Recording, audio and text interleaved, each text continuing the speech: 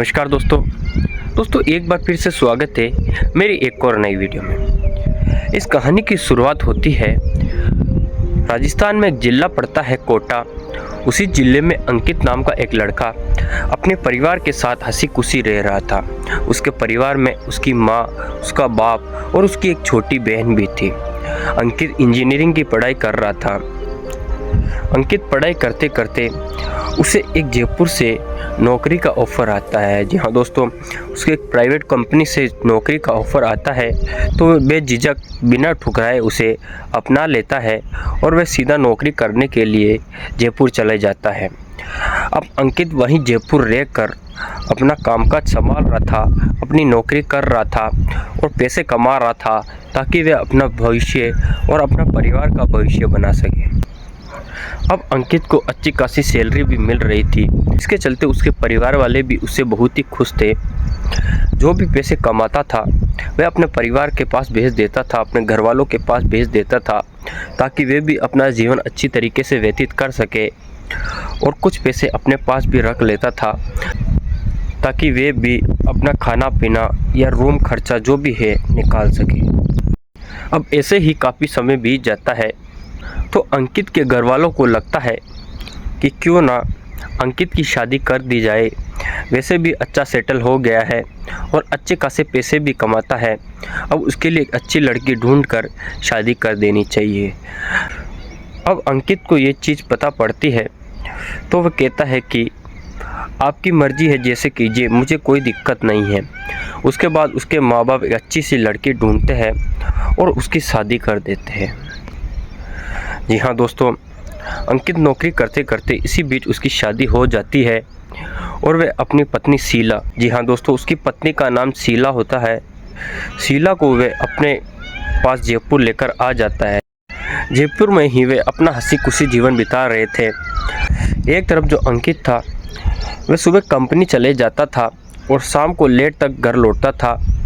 वह एक तरफ अपना कंपनी का काम कर रहा था, वहीं दूसरी तरफ अंकित की पत्नी शीला, वे भी सारा घर का कामकाज कर लेती थी। अंकित आता था तब तक। दोस्तों, हंसी खुशी उन दोनों का जीवन बीत रहा था। अंकित अपनी पत्नी शीला से बहुत ही ज़्यादा प्यार करता था। वह किसी भी चीज़ की कमी नहीं होने देता था, चाहे वो भले प्यार हो या कोई भी चीज़ हो, उसे बिल्कुल भी कमी नहीं होने देता था। दोस्तों, जो अंकित की पत्नी थी शीला, वे जयपुर से 150 किलोमीटर दूर एक ज़िला पड़ता है अजमेर ज़िला, उसी अजमेर ज़िले की रहने वाली थी। अब ऐसे करते करते काफ़ी समय बीत जाता है दोनों की शादी को। एक दिन जो शीला होती है उसकी छोटी बहन का उसके पास फ़ोन आता है।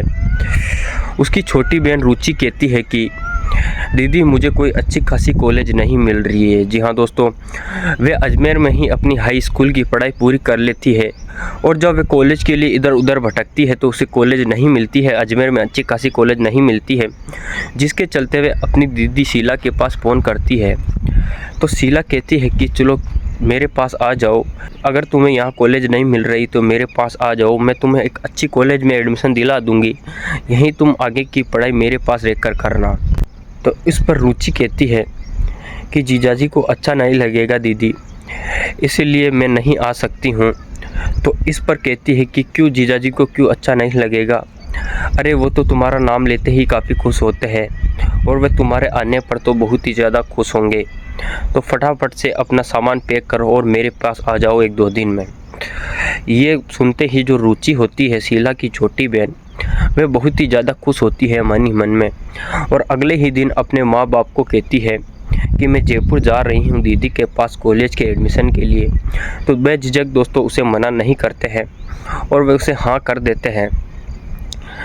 2 दिन बाद ही जो रुचि होती है वह अपना बैग पैक करके, सामान पैक करके तुरंत ही जयपुर के लिए निकल जाती है। वहीं दूसरी तरफ जो अंकित होता है वो ऑफिस जाने वाला होता है। तो इस पर शीला कहती है कि प्लीज़ मुझे कुछ घर का सामान चाहिए, तो प्लीज़ आप ऐसा कीजिए कि कुछ सामान लेकर आ जाइए। तो इस पर अंकित कहता है शीला को, अभी इतनी सुबह सुबह कौन सा सामान चाहिए तुमको? इतनी क्या ज़रूरी चीज़ आ गई जो सुबह सुबह ही तुमको सामान चाहिए?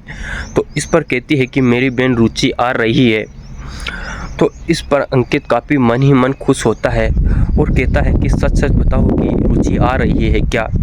तो वह कहती है कि हाँ आ रही है आज।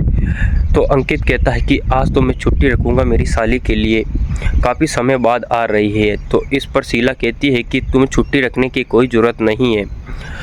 तो अंकित नहीं मानता है, कहता है कि नहीं आज उसकी पहरेदारी करनी पड़ेगी पूरी, आज तो छुट्टी रखनी पड़ेगी। जी हाँ दोस्तों, वह अपनी ऑफिस की छुट्टी रख लेता है अपनी साली की पहरेदारी करने के लिए और भाग कर जाकर शहर से अच्छी खासी चीज़ें लाता है उसके लिए, अच्छे खासे फल फ्रूट और अच्छी अच्छी चीज़ें लाता है खाना बनाने के लिए, ताकि उसके लिए अच्छे अच्छे खाने बना सके। दोपहर के वक्त उसके घर की घंटी बजती है। तो अंकित जैसे ही भागकर खोलता है घर, तो एक आदमी उसको सामने खड़ा मिलता है। वह कोई और नहीं, उसका पार्सल लेकर आया था वही आदमी उसके सामने खड़ा था। वह चले जाता है।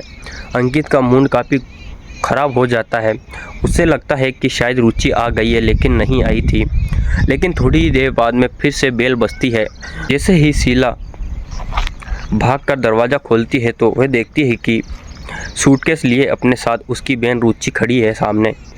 वह अपनी बहन को देखकर काफ़ी खुश हो जाती है और भागकर गले मिल जाती है और कहती है कि काफ़ी समय बाद मिली हो, आज तुम्हें देखकर बहुत ही खुशी हो रही है। वहीं पीछे की तरफ शीला का जो पति था अंकित, रुचि का जीजाजी अंकित, वह पीछे खड़ा खड़ा काफ़ी मुस्कुरा रहा था, शर्मा रहा था अपनी साली को देखकर, क्योंकि उसकी साली इतनी मस्त लग रही थी, छोटे छोटे कपड़े पहनकर आई थी। इसलिए दोस्तों उसका मन पिघलने लगता है और उसे शर्म आने लगती है। अभी गले मिलकर शीला अंदर चली जाती है और जो रुचि होती है अंकित की साली, वह भागकर अंकित के गले मिल जाती है और कहती है कि जीजाजी कैसे हो। लेकिन दोस्तों जो जीजाजी होता है अंकित होता है, वो तो गले लगा कर चिपका लेता है साली को, वह तो छोड़ता ही नहीं है रुचि को। जी हाँ दोस्तों, इतने चिपक जाते हैं दोस्तों, आपस में मग्न हो जाते हैं, आपस में ही गले मिलकर एक दूसरे की पीठ को सहला रहे होते हैं। तभी शीला आवाज़ लगाती है कि रुचि फटाफट से आ जाओ। तो एकदम से दोनों झटके से दूर होते हैं। ऐसा लगता है जैसे कि कुछ फील कर रहे थे दोनों को अचानक से झटका लगता है और वे दूर हो जाते हैं। शीला उसे कमरा दिखाने ले जाती है। वहीं जो अंकित होता है वो किचन का काम फटाफट से निपटा रहा होता है, ताकि अपनी साली के लिए अच्छी खासी चीज़ें बना सके और अच्छे अच्छे काम कर सके। जी हाँ दोस्तों, शीला कहती है कि तुम बाथरूम में जाके फ्रेश हो जाओ। तभी वे बाथरूम में चली जाती है और नहा धो रही होती है। तभी वहाँ से अंकित गुजर रहा होता है। अंकित को जब नल की आवाज़ आती है बाथरूम में से, तो वह कुछ छिद्र होते हैं उसमें से झाँक कर देखता है, तो उसकी जो साली हो रही है रुचि, वो गोरे गोरे बदन में नहा रही होती है। ये देखकर दोस्तों अंकित की रूह खड़ी हो जाती है, रूह कांप जाती है, उसे कंट्रोल नहीं हो रहा था, उसका मन पिघल जाता है। लेकिन अंकित ये करते करते जब उसकी साली होती है रुचि, वे पीछे पलटती है तो अंकित पर उसकी नज़र पड़ती है, तो उसे देख लेती है और वह अपना शरीर कपड़ों से ढक लेती है। ये देखकर थोड़ी सी पहले तो घबरा जाती है, लेकिन जब वह नहा धोकर आती है तो वह किसी को कुछ नहीं बताती है, क्योंकि कहीं ना कहीं अंकित को वो भी मन ही मन चाहती थी, अपने जीजाजी को मन ही मन प्यार करती थी। इसी कारण से वह कोई भी विरोध उस चीज़ के बारे में नहीं करती है। लेकिन इस चीज़ का बारे में शीला को बिल्कुल भी पता नहीं होता है। अब दोस्तों जैसे ही शीला कुछ साइड में काम के लिए चली जाती है, तभी रुचि अंकित के पास जाती है, अपने जीजाजी के पास, और कहती है कि जीजाजी आप क्या देख रहे थे बाथरूम में। तो वो कहता है कि आपका बदन देख रहा था मैं, आपका बदन बहुत ही खूबसूरत है, आप भी बहुत ही खूबसूरत हो। तो इस पर कहती है कि क्या आप इस बदन का स्वाद चखना चाहोगे जीजाजी। तो अंकित कहता है कि क्यों नहीं, ज़रूर चखना चाहूँगा मैं। दोस्तों वे उसके गले मिल जाती है और दोस्तों आपस में एक साथ चालू हो जाते हैं, आपस में प्यार करने लग जाते हैं। उन दोनों पर कंट्रोल तक नहीं होता है। अब लगातार ऐसे ही चलता जा रहा था। अब आपस में दोनों जने प्यार करने लग गए थे, और जब भी शीला अंकित को प्यार करने की कहती थी तो वो उसे फट से मना कर देता था। अब शीला को भी लगता था कि कहीं ना कहीं आजकल अंकित बहुत ही ज़्यादा छुट्टियां भी रख रहा है और कहीं ना कहीं वह मेरे से प्यार भी कम करता है, कुछ ना कुछ लोचा है। दोस्तों, वे जासूसी करने की सोचती है और पूरा प्लान बनाकर जासूसी करने लगती है। अब धीरे धीरे उसे कुछ समझ में आने लग गया था कि कहीं ना कहीं रुचि का चक्कर अंकित से चल रहा है, मेरे पति से चल रहा है। एक रात को अंकित उसके साथ सो रहा होता है, तभी शीला देखती है कि अंकित उसके साथ नहीं है। शीला जाकर रुचि के कमरे में देखती है। दोस्तों, गुल खिला रहे थे, दोनों आपस में प्यार कर रहे थे। ये देखकर उसके रोंगटे खड़े हो जाते हैं। वे तुरंत से गेट को धक्का मारकर अंदर घुसती है तो वे दोनों को उस अवस्था में देखती है तो उसकी हालत खराब हो जाती है। वे दोनों शर्म के मारे बिस्तर से अपना शरीर ढकने लगते हैं। सबसे पहले तो अपनी बहन के एक चाटा लगाती है और कहती है कि बेशरम, तुम्हें शर्म नहीं आती है? तुम्हारे भाई के समान जीजाजी है, उसके साथ तुम ऐसा कर रही हो। और वह अंकित को कहती है कि तुम्हें भी शर्म नहीं आती है? तुमने तो पूरी हद पार कर दी है। तुम तो बोलते थे मैं तुमसे प्यार करता हूँ, लेकिन तुम तो एक नंबर के नीच आदमी निकले।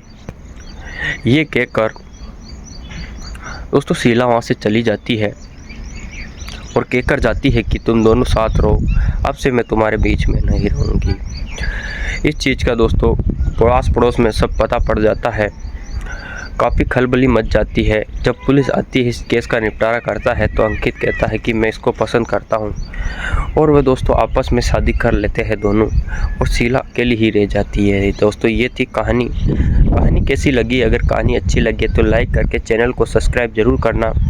मिलते हैं एक सी धमाकेदार वीडियो में, तब तक के लिए जय हिंद जय भारत। यार दोस्तों, आज तबीयत ज़्यादा ख़राब हो रही है जिसके कारण आवाज़ नहीं निकल रही है। तो चलो दोस्तों, मिलते हैं अगली वीडियो में। तब तक का मेरा व्यू दिखा देता हूँ, पीछे का देख सकते हो व्यू, ज़बरदस्त व्यू में यार मैं कहानी बनाता हूँ। ठीक है दोस्तों, थैंक यू सो मच।